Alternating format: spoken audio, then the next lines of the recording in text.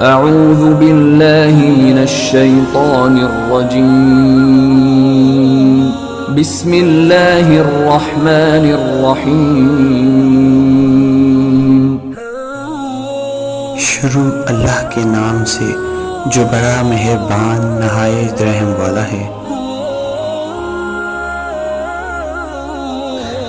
رسول اللہ صلی اللہ علیہ وآلہ وسلم نے ارشاد فرمایا،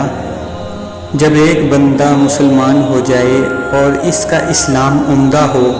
یقین و خلوص کے ساتھ، تو اللہ اس کے گناہوں کو جو اس نے اسلام لانے سے پہلے کیا معاف فرما دیتا ہے، اور اب اس کے بعد کے لیے بدلہ شروع ہو جاتا ہے، یعنی ایک نیکی کے عوض 10 گناہ سے لے کر 700 گناہ تک ثواب،